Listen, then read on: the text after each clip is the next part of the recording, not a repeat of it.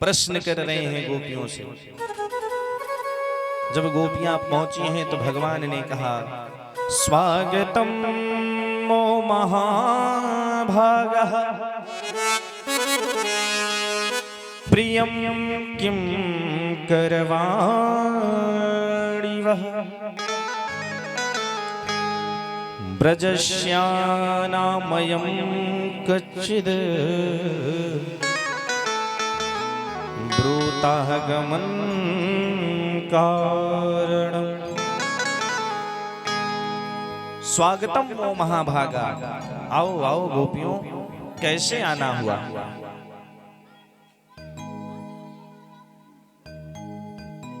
गोपियों ने कहा, धन्य है प्रभु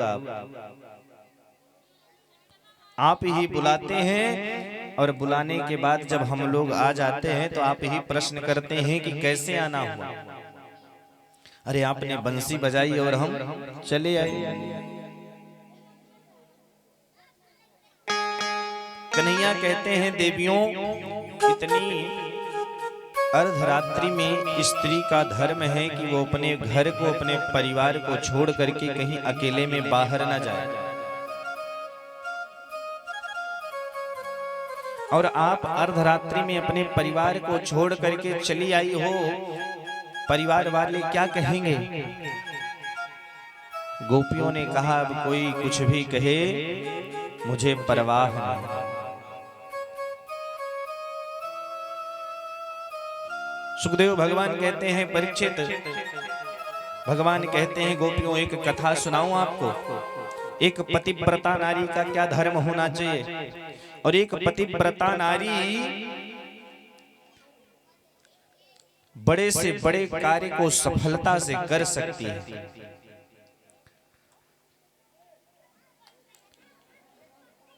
गोपियां कहती हैं, हाँ कन्हैया सुनाओ। कन्हैया ने कहा, एक पतिव्रता नारी है और वो पतिव्रता नारी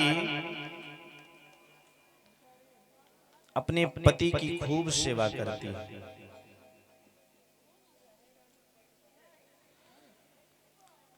एक दिन क्या हुआ कि उसका पति जो किसान है, वो पति खेत से वापस आया और आते ही अपनी पत्नी की जांघ पर अपने सर को रख करके और सो गया।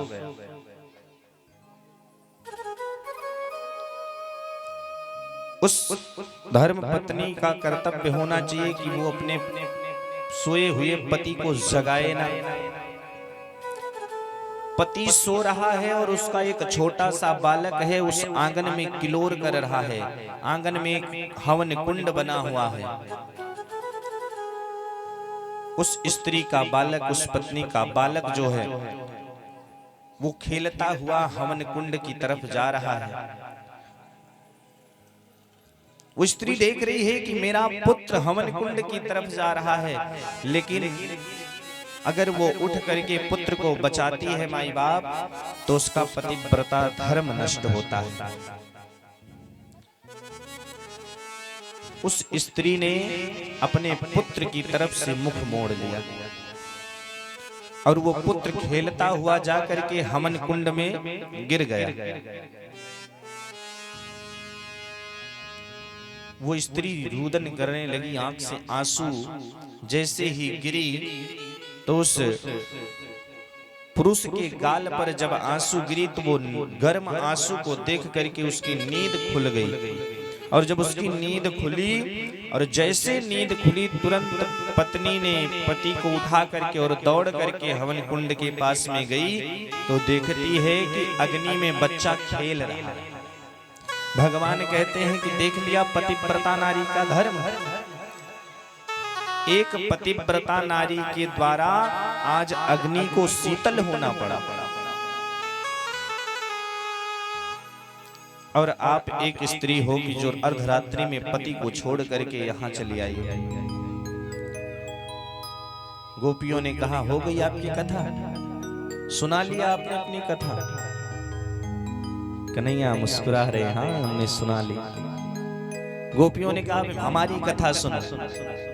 गोपियां कहती हैं, कन्हैया एक पतिव्रता नारी है, अपने पति की खूब सेवा करती है। एक दिन संयोगवश उसका पति कमाने के लिए प्रदेश चला जाता है।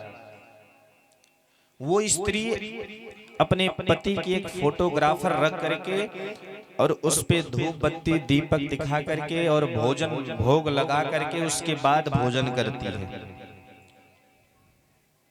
कुछ समय व्यतीत हुआ तो उसका पति वापस घर लौट करके आया।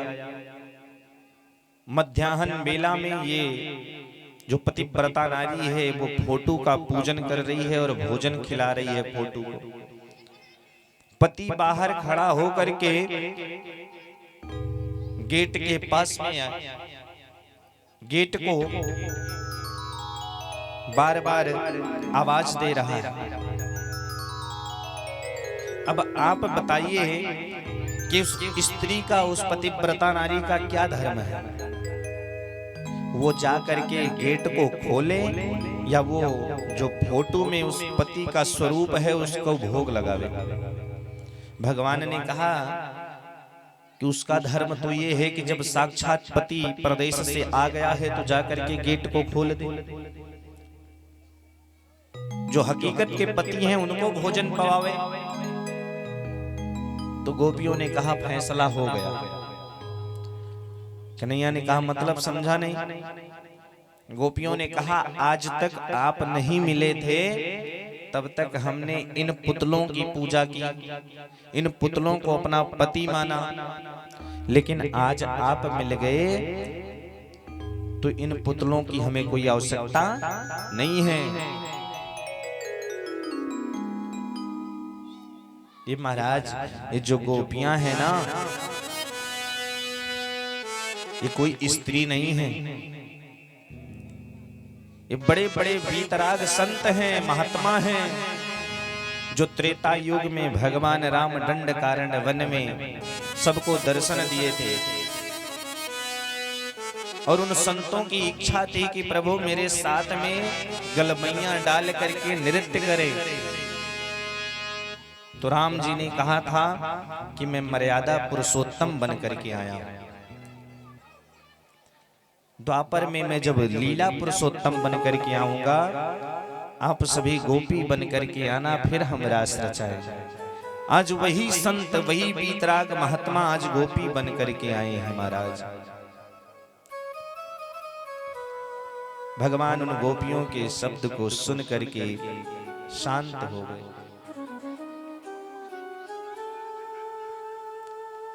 गोपियां कहती हैं कन्हैया अब बुला लिए हो तो तिरस्कार ना करो।